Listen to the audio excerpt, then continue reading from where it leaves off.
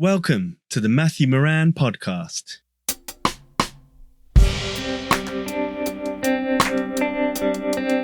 Here you'll discover a series of in-depth conversations with some of the world's leading nature photographers, filmmakers, conservationists, editors, writers, and publishers. Gain unique insights into the lives of industry experts and the unsung heroes, their personal stories, creative processes, and how they make their passion sustainable. We also explore the role photography and filmmaking play in engaging audiences around the world about the global challenges facing wildlife. And despite the often grim statistics, we focus on solutions and discuss what each of us can do to contribute to conservation efforts. I'm incredibly grateful to all my guests who generously give up their time to share their wisdom, and I'm really excited to bring these inspiring conversations to you. So I just want to start by saying, I seem to do this quite a lot, is apologize for such a long gap between my last podcast with Rachel and this one with Joan. All I can say is I've had the busiest year probably of my career, and it's been so exciting. And I'm doing that awful thing where I'm telling you about it, but I can't really tell you about it. I will be shouting about it at the end of the year. And I've been doing such an exciting project. In fact, 3 really exciting projects. So that's my excuse. So I'm sorry, especially to the Patreon supporters. Thank you for your patience. Thank you for continuing to support. I'm so excited about this podcast. I'm talking with Joan de la Malla. He is a Spanish and wildlife conservation photographer, a great friend. He's been doing amazing work with UNESCO, and he's a multi-award-winning photographer. If you haven't heard about him already, you must listen to this. If you know about him, you just must listen to this as well. I'm so glad that I can call him my friend. And all I can say is he is a great guy, an inspiration, and an absolutely brilliant photographer. So let's just get straight to it. Here's Joan. Joan, thank you so much for taking the time to come on the podcast. After me getting the time zone wrong, it's nice to see your face and nice that you're available this week again. Yeah, hello, Matt. Thanks for having me. I feel privileged to be in your podcast. So, yeah, I'm so happy to be here. Yeah, it's been really good getting to know you over the last few years, obviously staying with you last year in your hometown of Barcelona, where you are right now. And there's so much I want to talk about, but I was curious because, we are similarly aged. You're a little bit younger than me, but doing all the research that I've done on you over the last few days, one thing I was curious about and wanted to ask you about straight away was that, you grew up like I did, kind of in the heyday of long lens wildlife photography, wilderness that was something that was out there, that you had to travel to experience. But it seemed like from an early age, you were more interested in the storytelling side of photography, the more taking a more journalistic approach. Am I right in thinking that? I couldn't really find any beautifully backlit long lens photographs in your portfolio, but from very early on you were really interested in storytelling. And well, I started as a more traditional wildlife photographer, but yeah, starting to be long ago. I guess I wasn't good enough with my long lens work. So at some point, I decided to look for other opportunities. But yeah, in early on, perhaps let's say, uh, well, I took images since I was quite young as a hobby. Because yeah, I enjoyed spending time in nature and climbing some mountains. So I was using a camera to document these memories and my uh, wildlife encounters when I was younger. Um, and then I started studying biology, and at, up to this point, I never thought in photography as a professional career. But when I finished my studies, I decided. Well, I took a 6 months job, 6 months a year job. So I was working for 6 months doing environmental education with children, but I had the time to I had 6 months free a year, so I decided to to travel to Borneo, because for some reason Borneo was like that dreamy destination that some of us have since we were young, and I don't really know the reason, but I really wanted to visit Borneo. And when and in this trip, I almost I think I didn't shoot a single person, so I was only focusing on landscapes and wildlife. But when I came back, I was able to publish a small in a small publication here in Catalonia, and they paid me very free. How old were you at this point? I was around 22 years old. Okay, but And your first camera encounters were when you were a teenager, is that right? yes, my first, yeah, when I was, let's say, around 16 years old or so, Mm. I started with my parents' camera, with my father camera. That was the one I was using. Do you remember what it was? At that time, the first camera I used was a Pentax, completely manual Pentax, both lens, film camera, both camera and lenses were completely manual. And the first camera I bought for myself was a Nikon F70, which was a film Yeah. camera as well. And yeah, I was using this Nikon F70 until I bought my first digital camera, which was a Nikon D70. Oh wow! And so this first Nikon film camera, is that what you took with you to Borneo on your travels? I just before leaving to Borneo, I bought the Nikon D70. So this was my first trip using a digital Oh, so camera. you were quite an early adopter of digital. Because do you remember, like when digital first came out, lots of photographers, obviously hindsight's easy, but they were afraid to switch because film was really good back then. Exactly, film was very good, but film was very expensive. So people is complaining nowadays, and I completely understand. I sometimes I even join the conversation about how expensive cameras are and so on. But I think photography now is, even if it's expensive, it's very democratic, because in the past, I think that the huge difference between professional and amateur photographers were the availability, the capacity, or how to say that, I mean, the professional photographers were able to shoot a lot, to have a lot of films, and amateur photographers were very cautious about what images uh, were we taking. So yeah, I think in this regard, I decided to switch into digital to be able to shoot more and more and More, more yeah, without worrying about carrying film. And yeah. Did it help though? I mean, I say that because I think it helped me. You know, being frugal, like because it was expensive to shoot. You know, these 36 images on a roll actually helped you to really think more about the picture. yeah, definitely, definitely, m- uh, now I still need to fight the guy, because I can find myself shooting more than what I wanted, but.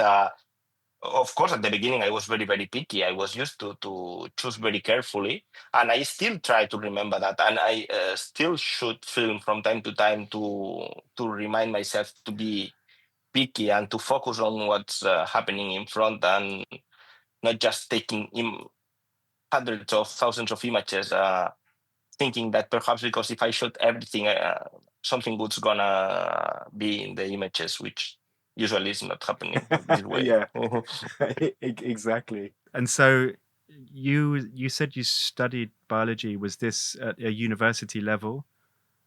Yes. Yeah. And so when you finished, this is when you started traveling with the camera and you found yourself photographing nature more than people. And was it at this, you know, did things happen naturally, or did you have a penny drop moment thinking, okay, this is what I want to do. I want to try and make a living out of doing this.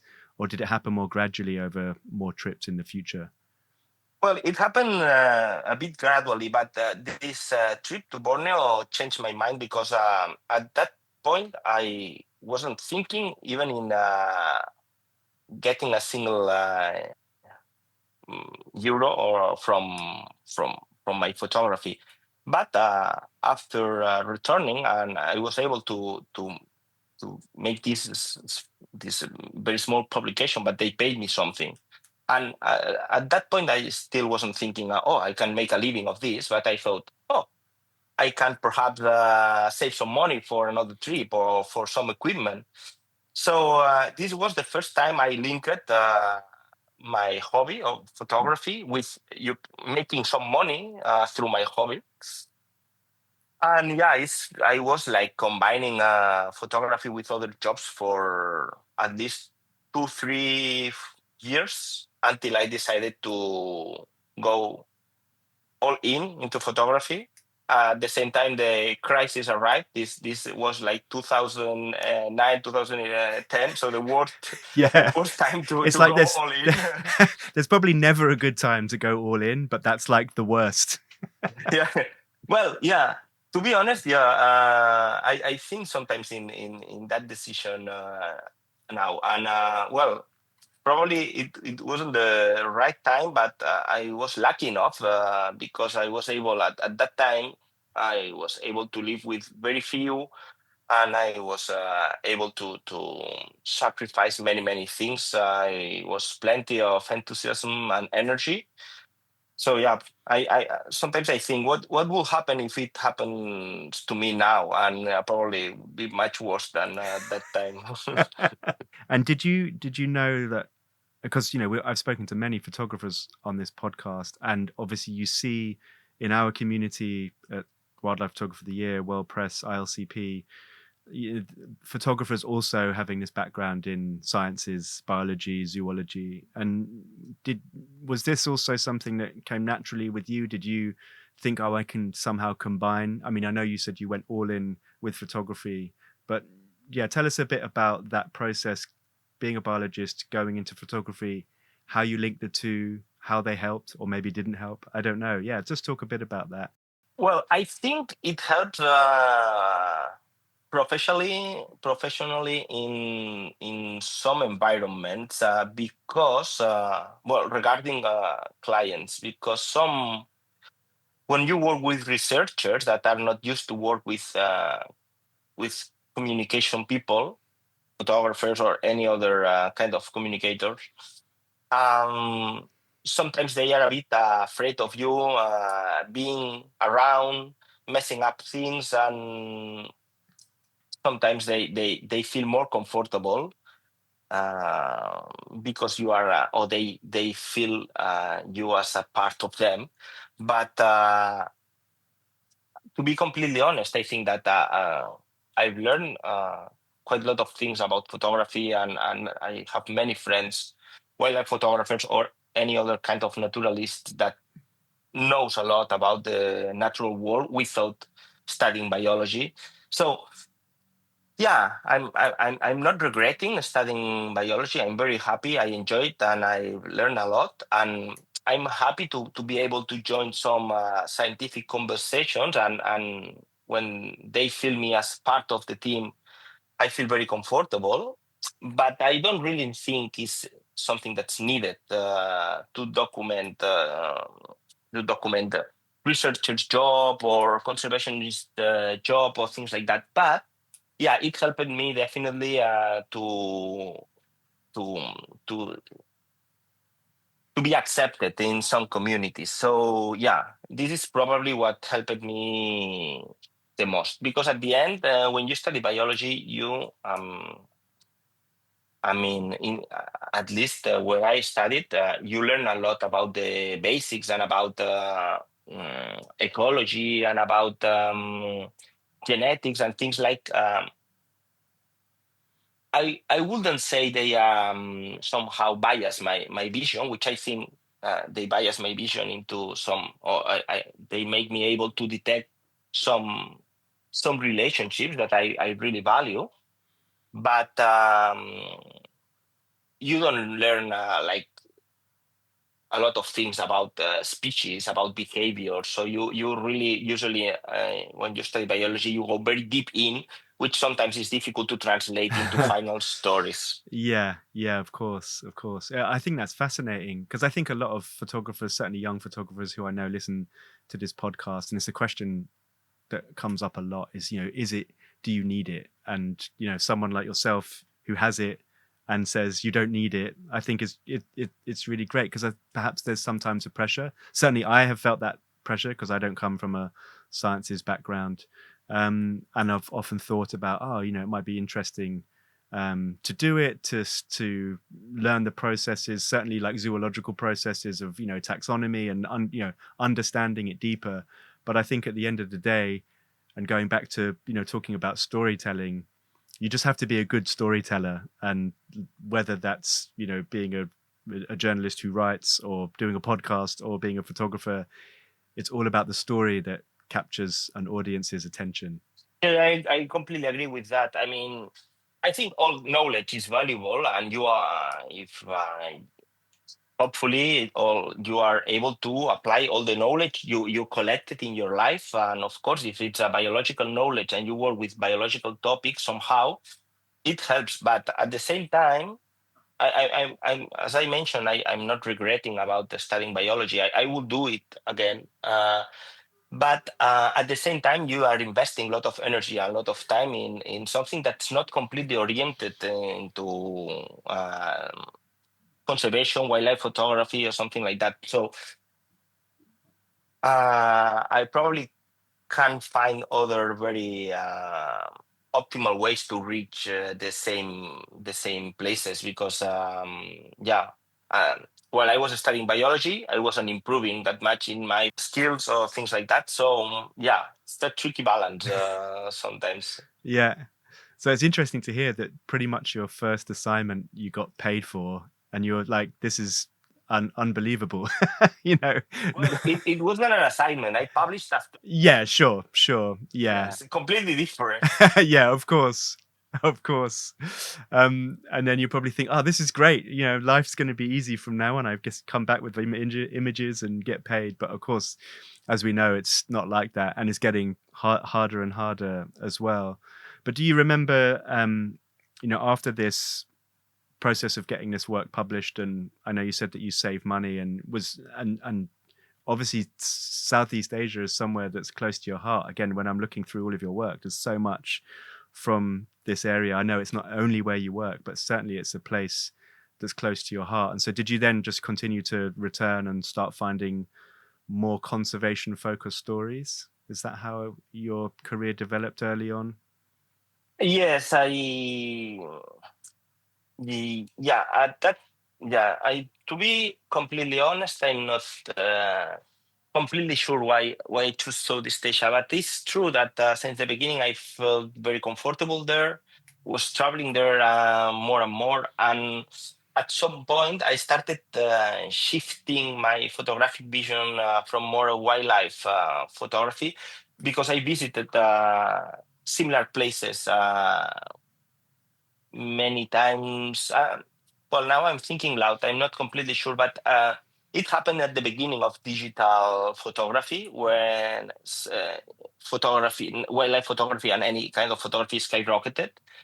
So at some point, I realized that my images, which I was very proud at the beginning, or quite proud, I started seeing uh, hundreds of thousands of images of same species, amazing images everywhere, and I felt, wow, I'm not creating nothing special. I'm not creating nothing different. I'm not. Mm, and well, I try to push harder, and to try to find for different approaches. And some people found more artistic views, or what I found, probably just by curiosity or by chance, I started finding some researchers. But at the beginning, my aim was to find different species, or to find exclusive locations or things like that.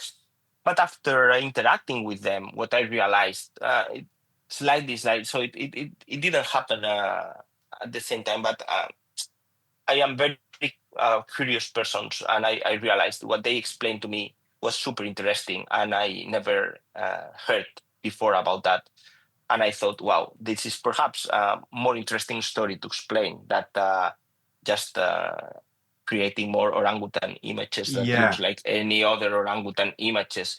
So why not to try to learn more But by learning, what I realized is that I was more and more interested in explaining these people's story, these organization stories, instead of just the orangutans, which are the subjects with which they work. Yeah, because so many people, for example, they went to these places, semi-wild places in Indonesia or Malaysia. I went to one of these in the early 2000s, and your plan when you're photographing in these places where they're habituated to people is to try and make it look like it's as wild as possible. You don't want people in the images, you don't want any signs or fences, and of course, it's not telling anything near close to the whole story about why these animals are there, what's the impact.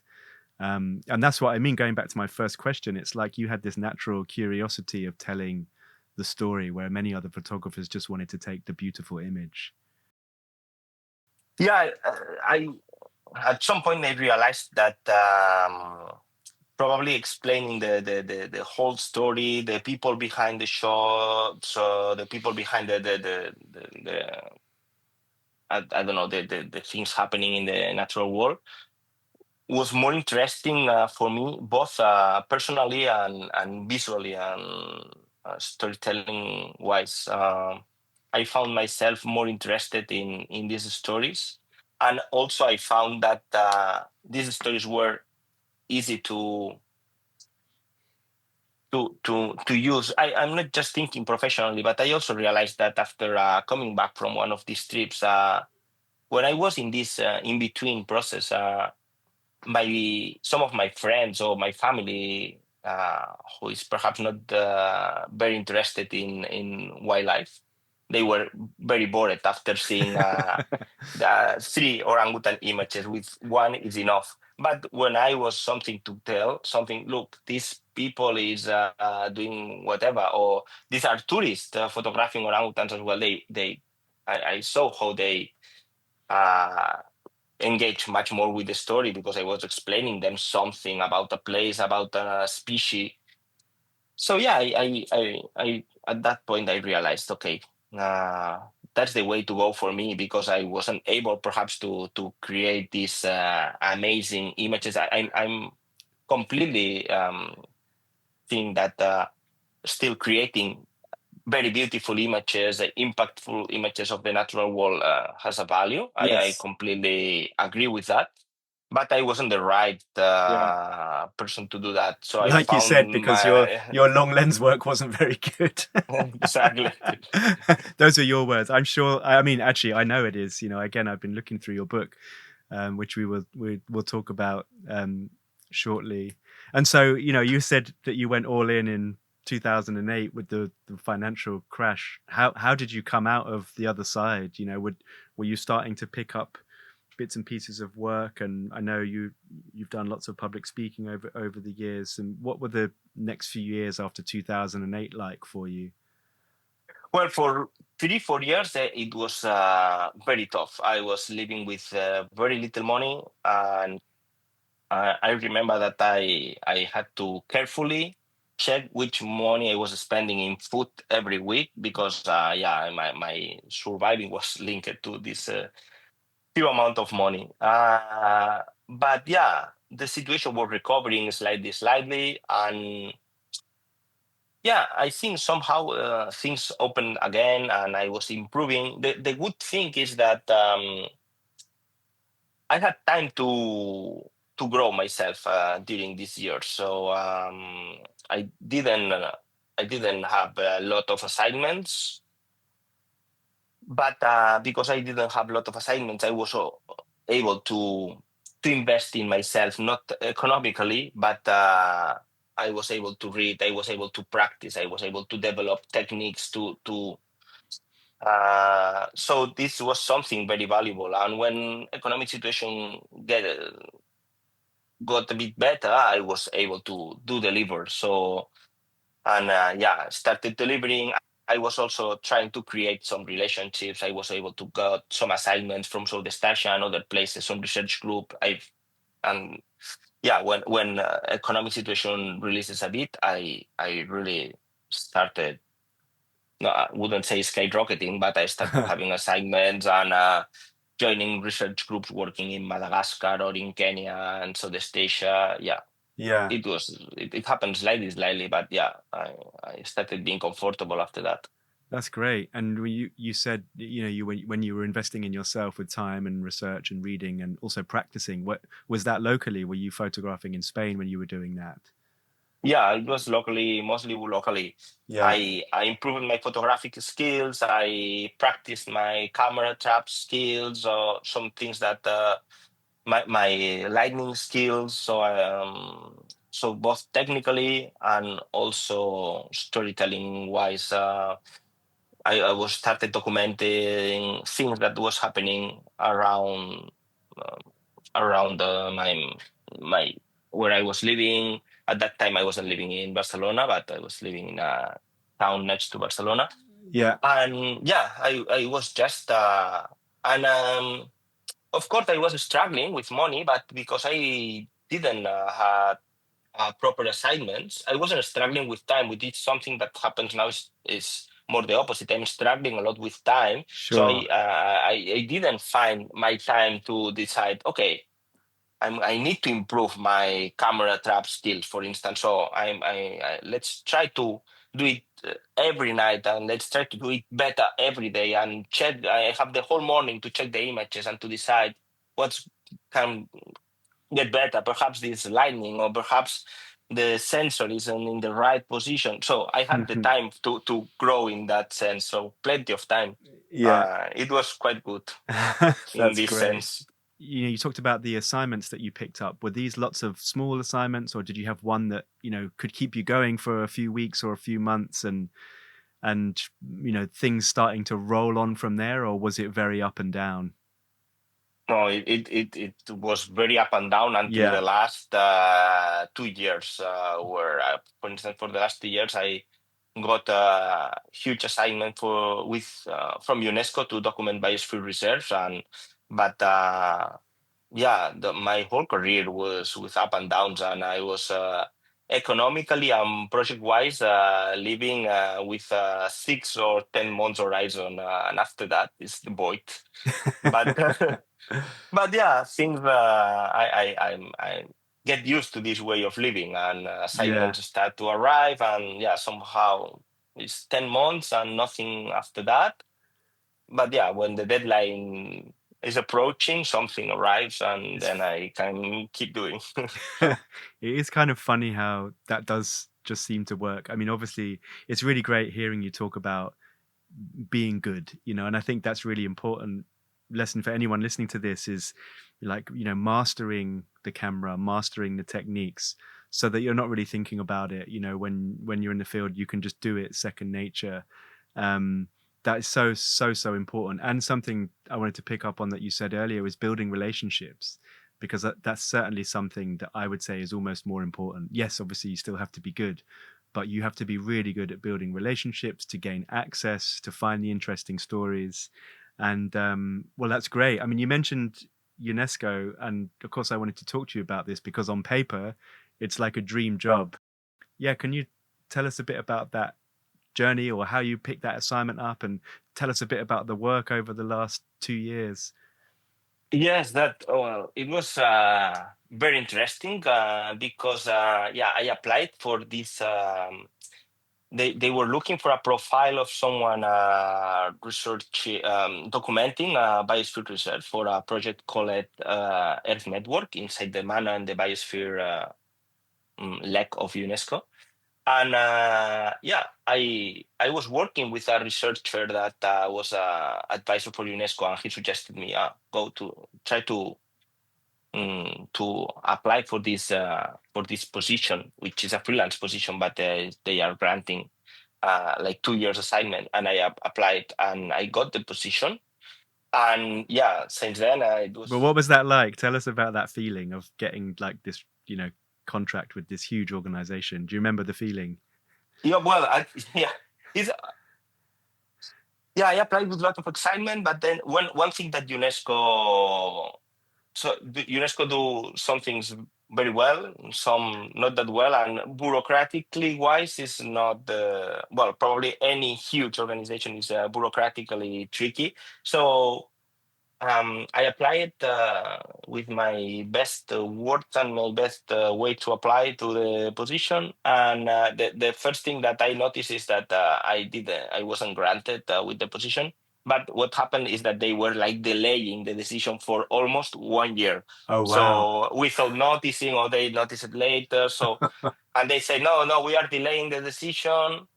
And 2 months after, no, we are still delaying. And at that point I thought, okay, that's not going to happen, perhaps not because of me, that's perhaps they are just not planning to do it anymore. But 1 year after, after 1 year after, they said, okay, yeah, now we are ready to we and now we are ready to start this. And yeah, you got the position. And that was very exciting, but also was a bit tricky. Well, that's a bit personal anecdote, but because when I applied, I was trying to say I was trying to move, or I mean, I was rejecting other small projects, and Of I course. was trying to move other projects into the next year, because I was thinking, okay, if at some point they say yes, I should be ready. I cannot say, oh, no, I'm so sorry, I have other projects. So when they finally said yes, I was a very complicated year, because I said yes, but I was moving to the year after all the projects I from the past year. So yeah, but after that, yeah, we built a nice relationship, and at the beginning, well, as always, they were that confident on my work and my way of developing in the field. But now, uh, after 2 or 3 missions, they were very, very confident. So they weren't supervising me that much, and they let me go and document whatever I found interesting. And yeah, they sent me to many places: St. Kitts and Nevis, Madagascar, Kenya, Cambodia, Solomon Islands. Yeah, Yeah, that's many more. So for the yeah, I mean, again, it's so funny, isn't it? I think you get into your 40s and you already become cynical because, again, it sounds so incredible. But of course, the reality of this is, like you were saying earlier, you don't have time to produce like the real, images that you want or you have in your head. Yeah, you can do a good job, but they're not going to pay you for 6 months to get like one amazing images or even 10 amazing images. You've got to go in. I mean, how long are these missions, for example, on average? on average, let's say 2 weeks. Yeah, it's really not a lot of time. So you have to hit the ground running. And I'm presuming that there are obviously already teams of people on the ground that you have to document and stories, but this is not slow burn nature photography or trying to get like incredible images. So there's a lot of pressure that comes with this, and time away from your partner, time away from your lovely cats, all of this stuff, all of this stuff comes into play. Of course, I'm sure there are many people listening to this that would love to do this job, but it's always better, I think, in people's imaginations than in reality. Yeah, it's true, and you got completely the point. So it's economically comfortable, as it's very interesting. I develop new skills. I think I'm very reliable now. I'm a reliable person, being able to deliver um, quite good job in very different contexts, without so many briefing, unfortunately, sometimes. But at the same time, I felt this frustration of, you know how it is. You sometimes arrive to a place to study or whatever, and you found what's very, very interesting, and you don't care about anything else. So you can spend like the whole 2 weeks, because you found something that is, oh, this is really cool. But they weren't expecting that, and I was working for them, so I wasn't explaining my own stories at that point. So yeah, I had to solve these images and take many others that they really need for their communication, instead of yeah. keep focusing on what I really think is the most interesting story in Yeah. the area. But yeah, I've learned also to be reliable in these scenarios, to deliver properly, and to deal with this situation, and also with myself, because I had to fight myself and my own instincts of okay, no, stop doing this and go back to the other scenario. But Yeah. I was very happy with the assignment, but it's completely it doesn't seem perhaps, but if you think in what we've been saying lately, it's a different approach to the story and to the topic than if you really go freely with your own vision. So you somehow need to understand your client vision and understand what they want and what they need, and that's what you should deliver. Yeah, then that's a really good skill to have. And I was thinking about looking at your UNESCO work, and this is you not just being a photographer, like you're being a relationship person, a communicator. That's not just with taking photographs, but just obviously speaking to people, but also like you've been curating exhibitions with them, and it would be interesting to talk about your work and the output, like what happens with the work. How do they get it out to the wider the world? How does it become part of the mechanism for change? We've talked about this for many hours. Is like it's so much effort, so much time put in, so many sacrifices. For what happens with these images? How is change happening with your work? And with someone like UNESCO that has a big reach, I imagine the processes, like you said, are bureaucratic, but hopefully there's some positivity that comes from this as well. Well, yeah, as you said before, connection and relationships are something very important. And with UNESCO, even more, I learned that probably partnering with the right people is amplifying your message quite a lot. No, what UNESCO is doing with the images they use in a very different scenarios, from internal publications until presentations in these climate conferences or biodiversity conferences that they join around the world. So and they also do educational programs. So that's something that I also have to take into consideration when I take the images, that they should suit, or at least I have to take images that fits very different contexts, from political change scenarios where they are interacting with politicians or stake or decision makers, stakeholders, also to more perhaps friendly images for educational purposes with the aim of engage children or youth with the natural environment. So I try to make these images, which are my focus changed completely when I looking for one of those kind of images or the other ones. And yeah, they use the images in this very wide range of scenarios. But one thing that I think is interesting to mention is that I've learned something interesting is that sometimes when we photographers or storytellers or people like you and me or people like us that are in the field, we become kind of the eyes of organizations or the kind or and one thing that shocked me a lot is that I was in Bolivia in the Amazon, and at that time they were having some uncontrolled fires in the Amazon, and I was able to explain the story to someone in UNESCO, and I sent an image through WhatsApp, and because of that, they mobilized like hundreds of euros of funds to extinguish the fires in one night or one day. Wow. And that's interesting because the image wasn't important at that point. I sent the image, but what was really important is that they trust me as someone who was seeing for them. And well, it was quite strong because it happened in lifetime.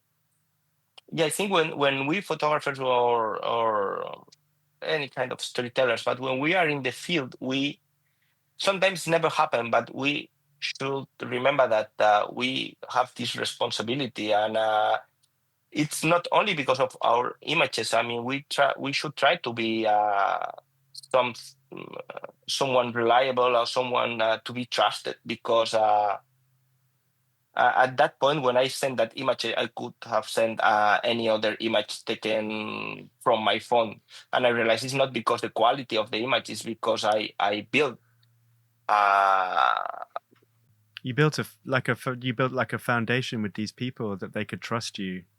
yes, exactly. Yeah, they don't even, well, probably they checked with someone else, but I raised the warning and they reacted immediately, Yeah. because they trust me as someone who is there, and they trust what I'm seeing and what I'm saying. Yeah. And I think especially in this time that we live in, with so much misinformation, with social media, with people not trusting.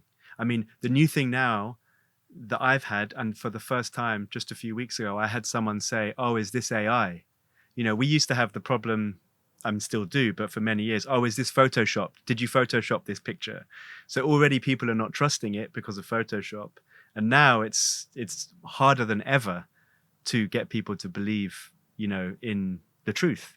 And like you say, really, what you were doing there is documenting what you saw. And like you said, it doesn't have to be a spectacular picture, but as a consequence of that, almost more important than the picture is your relationship with the organization.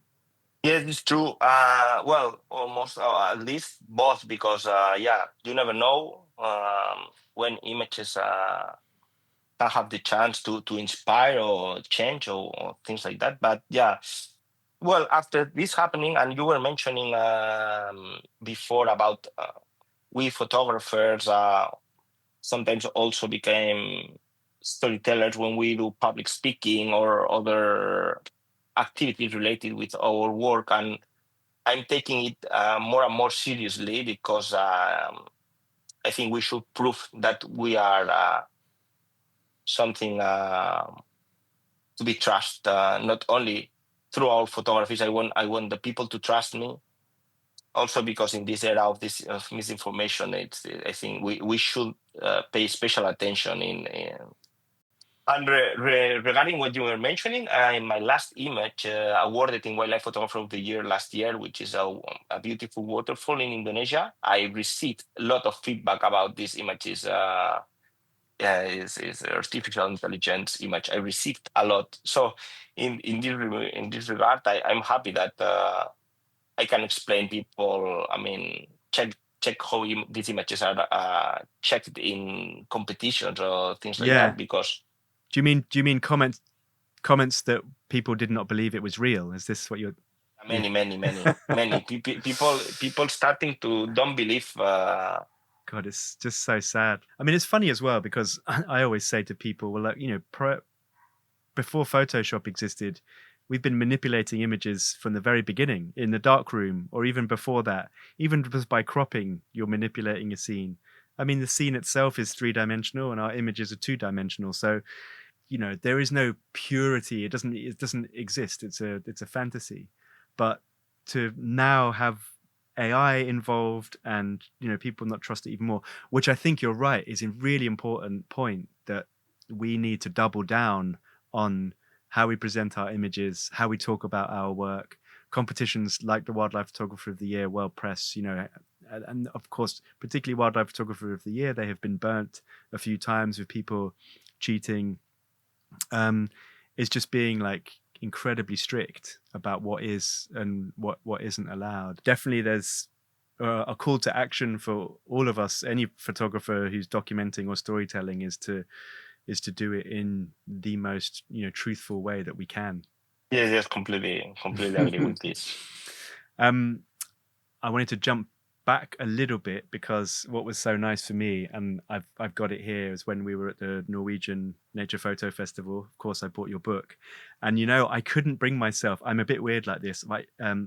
we'll talk to people about how the book, is made. But I got, for the first time, I've got a really nice cutting paper knife that I'm holding up to Joan just now, because I first learnt about this when I saw your presentation at the GDT in 2022, and this is no ordinary book. Maybe I'll just do a very quick explanation, because the book is called Hidden Stories, and there are literally hidden stories in the pages. You actually have to physically cut some of these pages open to read them. And I've never really talked to you like one-to-one about this project. I'd love to know how this idea came about.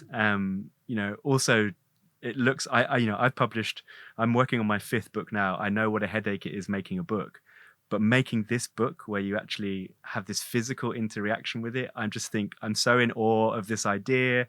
It's such a beautiful book. It's such a brilliant idea. I'll stop talking and just hand it over to you, and please tell us about how it came about. Well, the story behind the book is that it mostly happened during COVID, and I was supported at that time by Olympus, and Olympus wanted to support some project, project in the field. But then COVID arrived, and we were all stuck. And I thought, okay, what can I do with this money for? Well, they were covering part of the production of the book, and I decided I'm going to suggest them to do a book, and they said, okay, it's fine. And during COVID, I had a lot of time to think on things without being able to go into the field.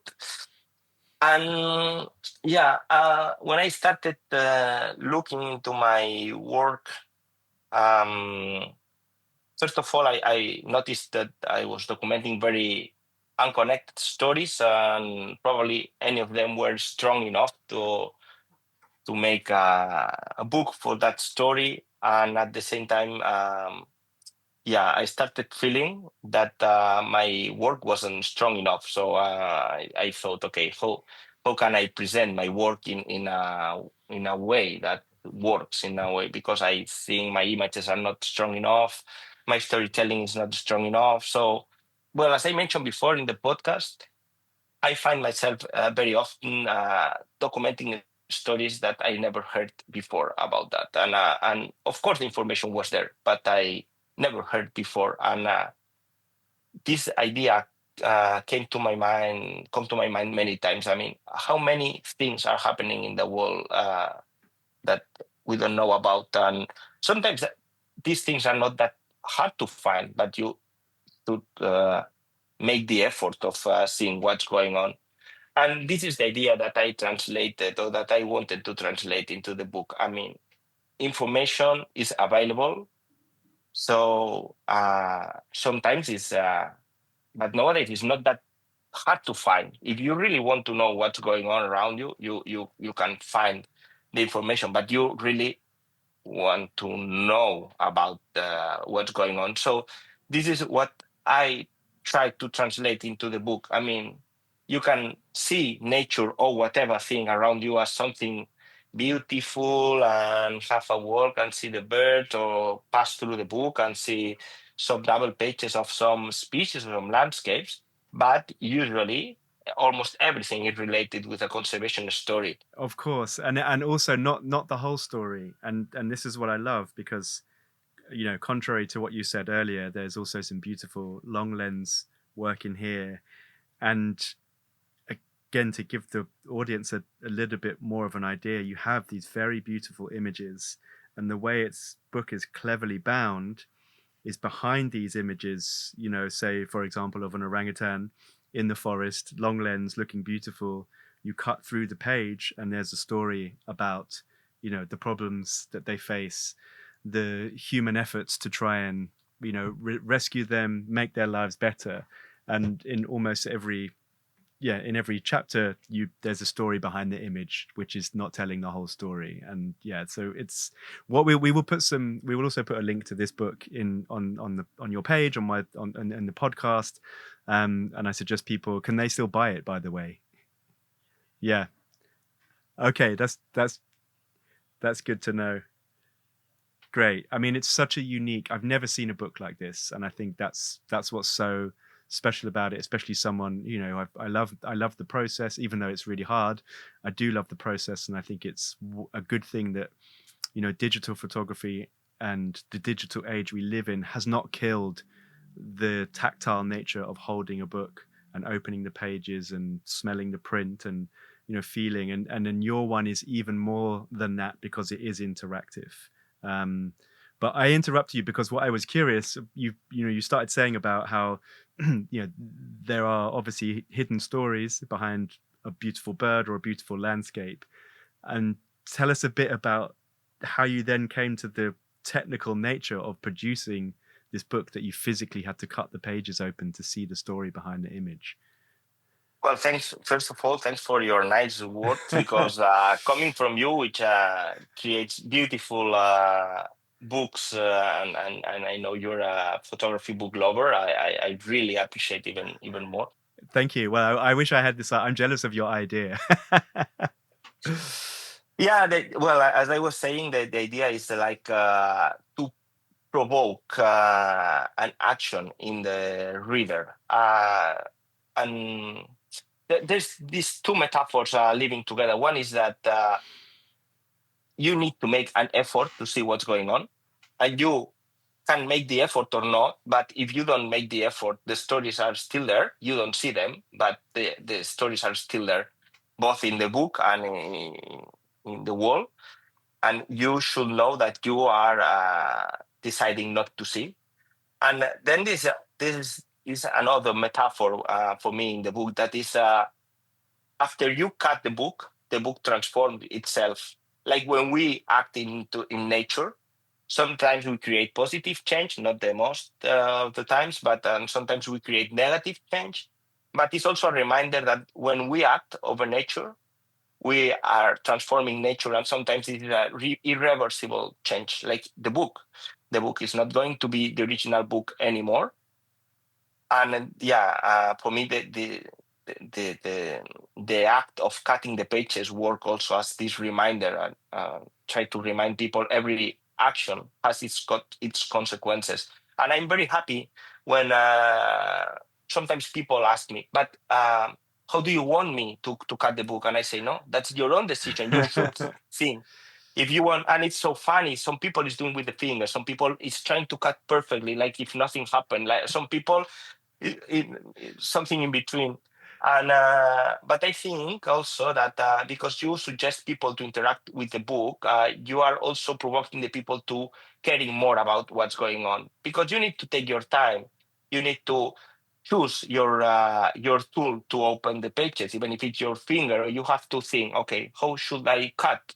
Yeah. And when you are in this mental process, you are more focused, because you are going to cut properly, and then you are something, how to say that, you are more focused on what you are going to find. Yes, I think that's so true, and that's what you say about is really interesting. Watching how different people react differently with the book. I mean, you have that with any book, like even one that you don't have to cut. People sometimes start from the back and they flick through, or sometimes start in the middle. Everybody's different, and I am one of these people. That's why I got my nice paper knife, because I wanted to cut it. I haven't cut it until 2 days ago, and then what was really nice was I was then excited about it, and I wanted to show it to Ro, my partner. I was like, oh, look at this. But because also it's so beautifully produced and the paper's so nice, there's no way I'm doing that with my finger. I want nice clean cuts.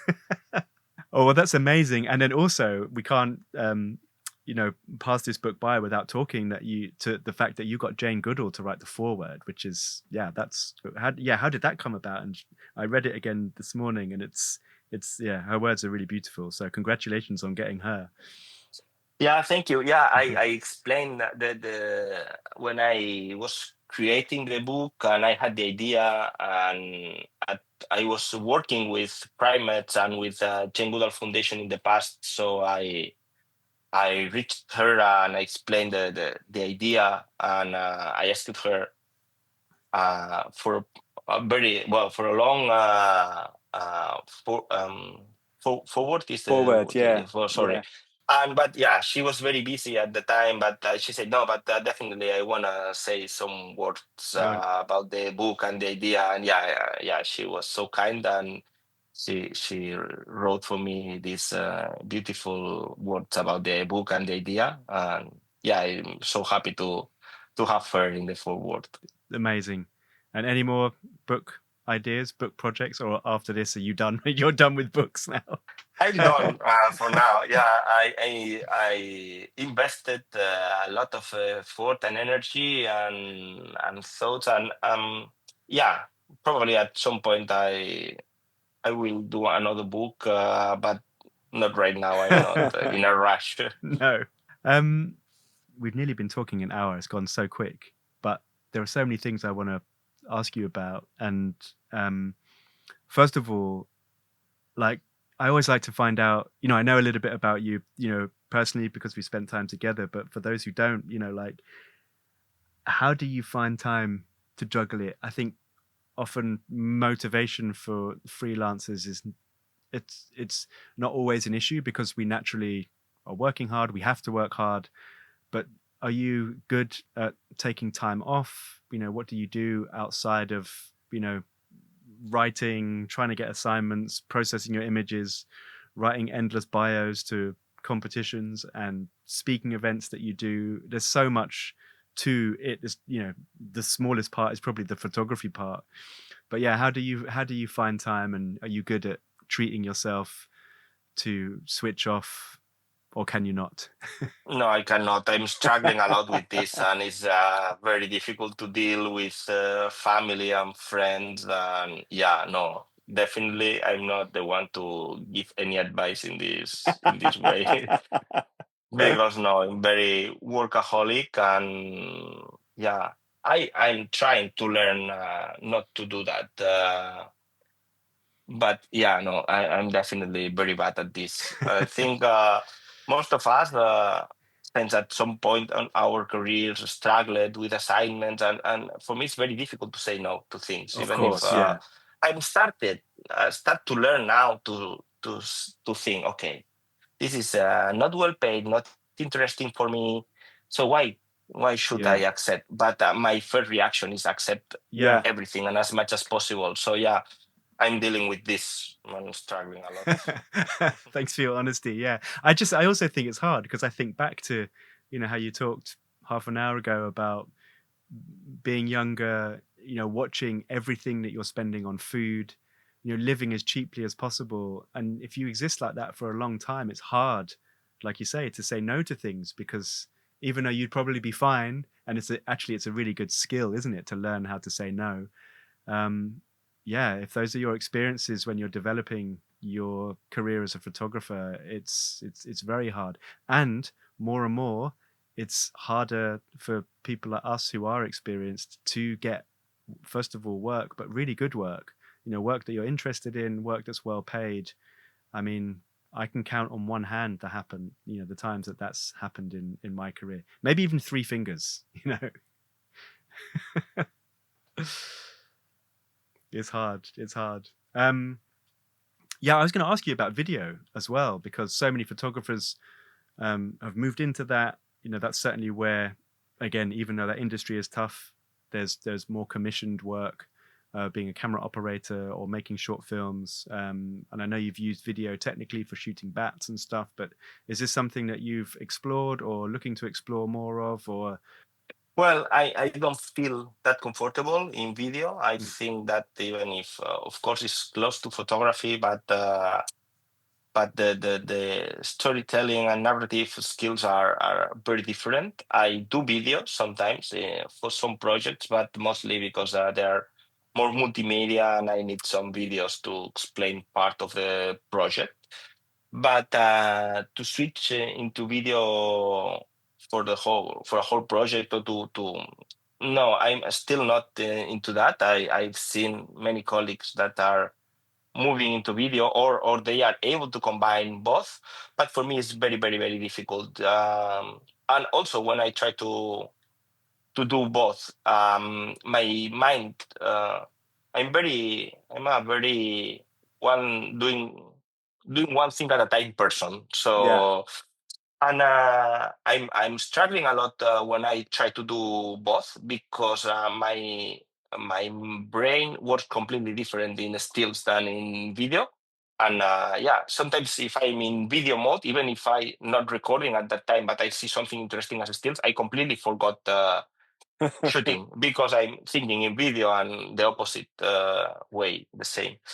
And yeah, I'm not very comfortable. There are a lot of new, both technical and narrative skills to learn, and slightly I'm trying to expose myself to video a bit more, but very few, very few. I Yeah. feel much more comfortable in storytelling in photography, and I still think that I still need to learn a lot about photography storytelling. Yeah. So I'm still pushing into learning a bit more of how to explain good stories with images. Yeah, that's great. And I think, yeah, you're right. It's something that can't be forced. If there was the demand for it, I'm sure, yeah, you would adapt quickly. Like you say, they do take very different mindsets. But it is, I find it interesting, looking at stills photographers that moved into video, or switch between both. You think of like Charlie Hamilton James, for example. I just last year watched his film Billy and Molly, about this otter who befriends this man in Shetland. And you watch his film, and there's so many shots in that are like still images, just really beautifully composed, just locked off frames. And you can tell that is coming from his stills background. And yeah, I personally like that in film and documentary. I went to see the new Wes Anderson film recently, and there's so much of that, just really simple frames, just like beautifully locked off. So yeah, well, we'll keep an eye out for Joan de la Maya's filming style when when it happens. But then you think this way of filming, which happens to us photographers, is very niche, isn't it? Because I sometimes joining some projects, small projects, and I should do video, especially in this project. And then when I deliver the video, they say that we cannot. So there's no movement. There's the still frames, very beautiful, but there's no movement. We have a lot of. We are struggling a lot to connect the takes, and yeah, we are very picky with composition and so on. And I perhaps, I see myself perhaps in a multi-camera project, and I'm like very carefully, and I'm delivering like 3 or 4 interesting takes that can only be used for credits, perhaps, or the end. And Yeah. then I see around myself many people moving the camera, but then they have this camera movement that is super easy to connect in the Yeah, editing. exactly. And then credits with my image, very beautiful image, and credits. That's so funny. It's exactly, my first experience when I filmed with the BBC, the Foxes. They just said straight away, yeah, we can tell you're from a stills background, and they wanted exactly that. They wanted a little bit more camera movement for the edit. And of course, that's something that's a bit foreign to me. I'm just used to everything being, beautifully composed. So yeah, I think it's interesting, and personally for me, something that I'm, I wasn't able to ignore, just because, the financial side of things, and just opening up and having that added string to my bow was has been really important. But I always say to everybody, for me personally, like, stills is in my heart, and that's what I love. That's my background. And yeah, I think if I had the choice, I would just do that. But that doesn't mean I don't love doing the video side of things as well. Joan, we're going to wrap up very slowly, but I always ask everybody, well, there's a few things, couple of quick things, but I ask everybody about the future, their hopes, wishes, and dreams. I know you're a workaholic and you're very focused on this work, and it's amazing that you've had 2 years and counting with UNESCO. But do you think ahead 2, 3, 4, 5 years where you'd like to be, what you'd like to be doing? Well, yeah, now I finished with my contract with UNESCO, and for instance, I think what I'm doing now is very aligned with what I pretend. For instance, I'm applying for a grant, and I'm now trying to find a way to explain longer stories. That would be my desire for the future to come for my work. So yeah, this last 2 years with UNESCO was nice and funny, but now I really want to find stories that I can really dig deep in. And yeah, for the last 2 3 years, my aim is to try to find through grants or try to somehow financially find a way to be involved in long term stories. And also, I want to develop more skills into these long term projects, and that's what I'm trying or what I'm projecting for the near future. Great. Well, I hope, and with the limited money and resources that are out there, that you get it, because I'm such a big fan of your work, and actually it's been really good fun immersing myself in your portfolios and looking properly at your book over the last couple of days. So inspiring as well, and also just seeing, especially from me, someone who's moving more into and has moved more into the documentary side of things, storytelling, looking at how you frame, looking at how you try and capture the moments, which is really, really hard thing to do, is super impressive. So I wish you all the best with that. There was one thing that I on one of the videos that I was watching of you yesterday, on this one line that really stuck out to me, when you talked about all of your work and photographing, raising awareness, teaming up with scientists, with NGOs, and I don't often hear people say this, so it really stuck out, and I love it. You said that we are not only protecting animals, we are ultimately protecting ourselves, and this is something, again, I think is really good to drive home. And it reminded me, it's kind of the same message, but I saw a demonstration. It was a photograph of a demonstration, and there was a protester holding up a placard, and it said, "We are nature defending itself."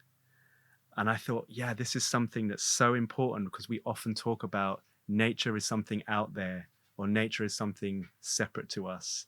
But with your message, and what reminded me about this is, we are all nature, whether you're living in a city like London or Barcelona, or whether you're living in Borneo in the rainforest. We are all nature, and I love that message. Thank you very much. I think, this is one of the. Let me add this, if you still have a couple of minutes, because one of the interesting things that visual storytellers can add is that our visual brain works in a different way that I think our linguistic brain. With words, with language, we are always easily classifying things. No, we both know that we are animals and we are nature. But when we say, like, for instance, animal wildlife conflict, we are separating us from animals, no, because it's animal, human wildlife. Sorry, so human wildlife conflict. So humans on one side, wildlife in the other side. Even for the people, even for you and for me, we know that we are animals somehow. But when we use words, we move we classify us in some very specific places. So words, I think the words and languages are very good for classifying things, but visuals are very interesting to gap these bridges. And this is something that I love a lot, and I try to work in this way a lot. And I realized that when, for instance, people sees people helping animals or animal mother childhood caring, and in some species, people can see love. People can see things that perhaps if you ask at the same people, do you think that, I don't know, animals can feel love? Perhaps they say no, because they think animals are one thing, love is something proper from humans. But when they see in an image or in video, they feel that there is love there or whatever else.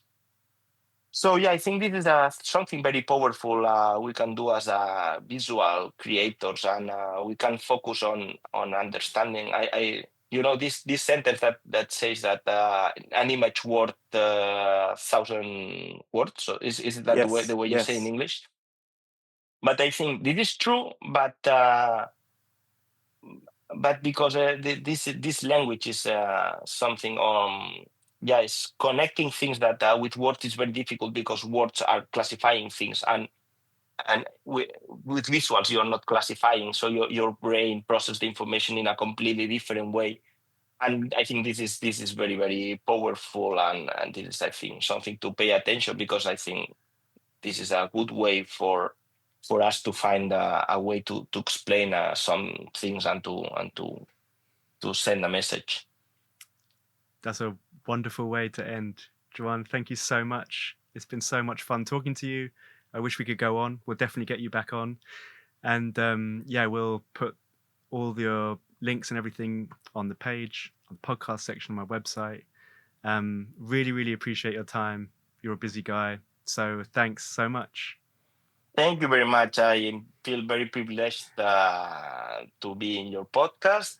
And I hope I'm not just here because we are friends. I think, I feel sorry for you. You think I deserve to be in your podcast, surrounded by these huge names and these people I really admire. Of course. No, I'm totally honored, and it's been a long time coming, and it's really great that you've found the time. So thank you. Thank you very much, Matt.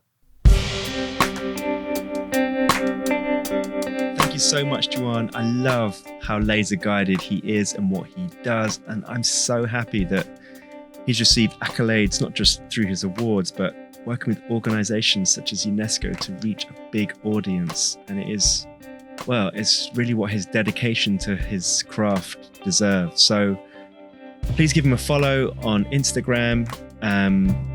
Just follow his work through his website as well. You can look at all the links of his work on his podcast page, on the podcast page on my website. And I actually have 2 guests. You won't believe it. I do have 2 guests lined up. One I'm interviewing at the end of August, and the next one in September. So I'm going to fill the back end and make up for the shortfall of the first half of this year. I know you're not going to believe me, but it's true.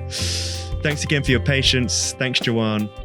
Until next time, thanks so much again for listening, and I'll see you soon.